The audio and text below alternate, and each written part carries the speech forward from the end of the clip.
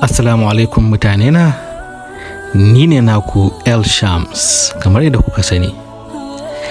A yau na kawo muku wani labari mai jan hankali, labari na wata irin soyayya wanda na samu daga hannun wata baiwar Allah mai suna Asma.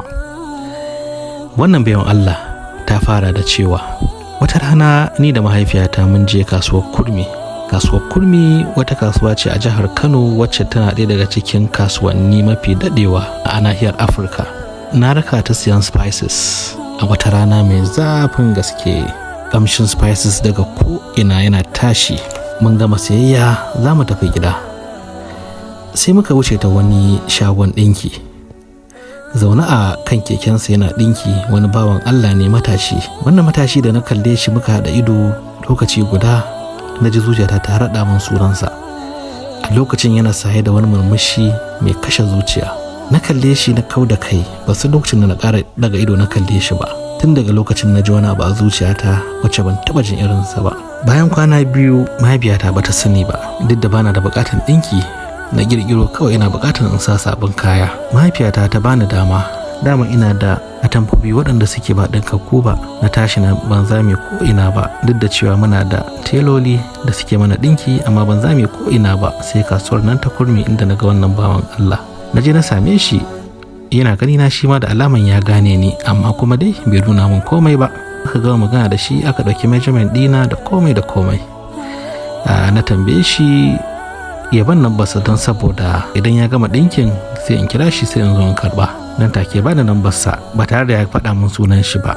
Zan tambaye shi a sunan shi, to amma kamar na gaya muku zuciyata ta raɗa min sunansa. Amma duk da haka na tambaye shi saboda ina so in tabbatar da wannan suna da zuciyata ta raɗa min. Yana faɗa ya ce min sunan shi Aliyu. Tabbas zuciyata ta yi gaskiya. Na ce Aliyu, har zan ce masa ai na sani, amma dai na shiru na yi sabin nambarsa.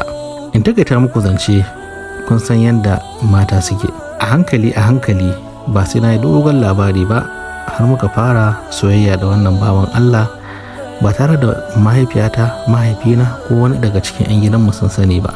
Muna magana ta waya, muna chatin ta WhatsApp. Wasu lokuta idan na fita mukan haɗu da shi a ɓoye. Satuttuka suka wuce, watanni suka wuce, wannan bawan Allah kullum yana ƙara shiga zuciyata. To amma babban abin da nake tsoro shine na tabbatar da cewa da yake mahaifina mai hali ne, Allah ya hore masa. Mahaifiyata ita babban ma'aikaciya ce, tana da arziki ita ma nata na kanta. Shi kuma Aliyu tela ne, ƙaramin tela ma. Na tabbatar da cewa idan na kawo maganarsa a gidanmu babu yanda za a yi a aura min shi. Don haka sai na ɓoye wa iyayena, ban gaya musu ba. Na san cewa mahaifina ya yi alkawari wa wani bawan Allah, wani hamshakin ɗan kasuwa, cewa zai ba shi aure na. Amma ni ko sani shi ma ban yi ba. Wata rana ina zaune mun je picnic da ni da 'yan uwana a wani waje da ake zuwa picnic a jihar Kano. Na koma can gefe bakin ruwa ina kallon faduwar rana, domin babu abin da nake sha'awa wallahi kamar in ga faduwar rana. A daidai lokacin da rana ta zo faduwa, tsuntsaye suna tashi a sararin samaniya, sannan daga basani ka ji kiraye-kirayen sallah ta ko ta ina. Wannan abu yana min daɗi ba kaɗan ba. Kwatsam sai na ji wani irin ƙamshi ya mamaye wurin da nake zaune. Inda na dawo hankali na dawo inda nake. Ina ta tunani haka akan Aliyu, ina ta tunanin lokacin da na fara ganin shi, ina ta tunanin irin maganganun da muke yi da shi da sauransu. Juyawa na zan gefe sai ga Aliyu a gefe na, ya kalle ni yana murmushi, ya ce kin yi mamakin gani na?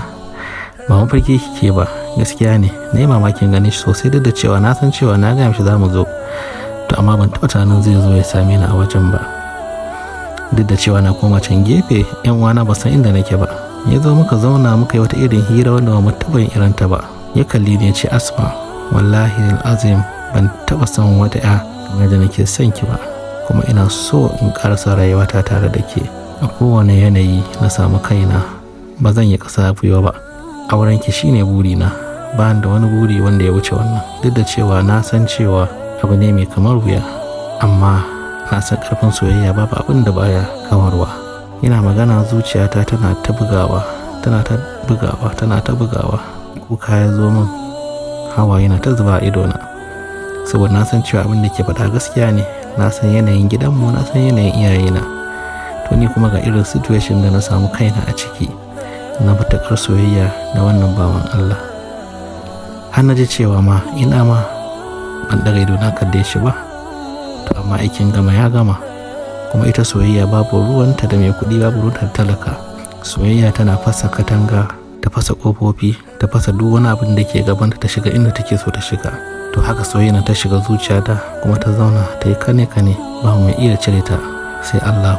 Ya gaya mu maganganu masu nauyin gaske wanda na ji na ƙara san shi a lokacin da na furta masa ba cewa Aliyu, zan iya guduwa tare da kai mu je bi aure mu sake sabon rayuwa. Ya kalle ni ya ce min, wallahi Asba, abin da yake zuciyata kenan, ma na ji tsoron gaya miki domin ina ganin idan na rasa ki zan iya rasa rayuwata. Haka muka yi shiri na musamman cewa nan da kwana 3 za mu bar gari, za mu tattara abin da za mu tattara, don kuɗin da muke hannunmu mu tattara, mu san yadda za mu yi mu je mu yi aure a wani waje inda ba a san mu ba, mu zauna da ni da shi. Tunda mun san cewa inda an ɗaura aure babu inda iyayenmu za su yi da mu. An gama wannan shiri, an yi komai, amma kamar yadda kuka sani, kana naka Allah na nashi. A ranar da za mu tafi sai ga Aliyu ya zo cikin damuwa, cikin tashin hankali. Ya sanar da ni cewa wallahi jikin mahaifinsa ya tashi, mahaifinsa ba shi da lafiya. Ban taba ganin Aliyu a cikin irin wannan yanayi ba bayan ran da muka yi wannan magana da shi. Hankalinsa a tashe, yana kuka. Ya gaya min, na fahimci irin halin da yake ciki, amma duk da haka zuciyata ta tarwatse gida dubu don saboda na sa ran tafiya domin in je in auri wannan bawan Allah da nake matuƙar so. A wannan lokaci ya nuna min cewa ba zai iya tafiya ya bar iyayensa ba don saboda suna matuƙar buƙatarsa. Shi kuma ba zai iya tafiya ya bar su a lokacin da suke buƙatarsa ba, don haka zai zauna ya kula da mahaifinsa har sai mahaifinsa ya samu lafiya. Haka kuwa aka yi. Ya gaya min asibitin da za a kai shi. Washe gari na je daga nesa na tsaya ina hango su, na ga yadda yake ta kula da mahaifansa, yana ta musu hidima. Na yi kamar in ruga da gudu in je ya shiga cikin su nima saboda irin ƙaunar da nake wannan bawan Allah. To amma to zuciyar ta hana ni, na ce wannan zan ƙara masa damuwa ne akan damuwan da yake ciki. Haka dai na haƙura, na daure, na koma gida. Aka kasa gane kaina, amma daga baya na yi ta addu'a akan yanayin nan da nake ciki. Bayan wani lokaci in na kira Aliyu baya ɗaukan waya, saboda na kula cewa ya shagala da kula da mahaifinsa. To ni ma na fahimce shi, ina masa uzuri sosai. Mun ɗan yi waya da shi sama jifa wani lokaci yakan zo ya gani, to amma har ta kai ta kawo cewa ma har ya kama baya zuwa ya ganni, baya mun waya. Lokaci ya ja muka rage waya, muka rage magana da Aliyu don saboda yana kula da mahaifinsa.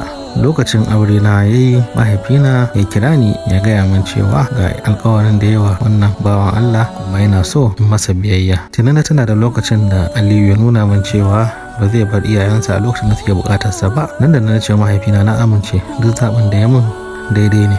Cikin iko da dan Allah da muka yi aure, wannan bawan Allah da mahaifina ya bani ya kasance mutum mai matuƙar ƙaunata, mai kula da ni, mai kyautata mu fiye da nan inda nake tunani. Amma duk da haka abin mamaki, san Aliyu na cikin zuciyata har zuwa lokacin. A koda yaushe idan na je bakin windo na ina kallon faduwar rana, nakan tuna lokacin da muke zama da ni da Aliyu muna hira, muna kallon faduwar rana tare, muna shirya yadda rayuwar mu za ta kasance da ni da shi a matsayin mata da miji. Wannan abu yana damuna matuƙar gaske, kuma na san cewa ba daidai bane abin da nake aikatawa.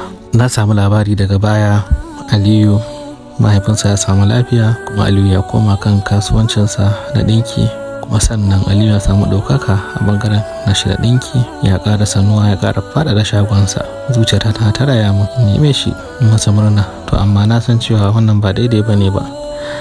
Kada jiyan ballo abin da yake ba zan iya tarewa ba. To jama'a, abin da ni nake so kawai shine yanayin yanda nake ciki, me ya kamata in yi, wani irin yanayi ya kamata in sa kaina a ciki, me ya kamata in yi, wani irin abu ya kamata in yi don in manta da wannan bawan Allah. Ko kuma kuna ganin tunda zuciyata ta karkata zuwa ga Aliyu, in nemi wannan bawan Allah ya sauwaƙe min ba tare da iyayena sun san cewa ga abin da yake faruwa ba. Dan Allah ku taimake ni da shawara, ina so in san me ya kamata in yi. Wani lokaci nakan ce wayansu 'yan sakanni sukan iya canza maka rayuwarka. Nakan ce da ma lokacin nan da zamu wuce ban ɗaga ido na kalle shi ba. To amma ko me ka gani, Allah ne ya kaddara, Allah ne ya tsara, babu yadda za a yi ka tsallake masa. Na gode Elshams, dan Allah a sanar da mutane, a bani shawara. To mutane na, kun ji labarin Asma'u kuma ta nemi a bata shawara me ya kamata ta yi. A ganin ku me ya kamata ta yi? Na Allah a bata shawara, banda zagi, banda cin mutunci. Na gode sosai, sai na ji ku. Kamar kullum ni ne naku Elshams. Sai mun sake haduwa da ku a wani labarin. Kamar yadda kuka sani mutane na, duk wanda yake da labari da ya faru da shi ko ya faru da waninsa zai iya turo min ta waɗannan nambobi da kuka sani, wanda ta WhatsApp da Telegram duka za ku iya turo min da waɗannan nambobi. Waɗannan nambobi kuwa wato ba na kira ba ne ba, kamar yadda nake yawan faɗa. Kar a kira wannan nambobi, a turo min da message kawai na WhatsApp ko kuma ta Telegram. Idan kuka turo min, ku tabbatar da cewa labarin nan labari ne sahihi, labari ne da ya faru da gaske, kuma labari ne wanda babu ƙage a cikinsa.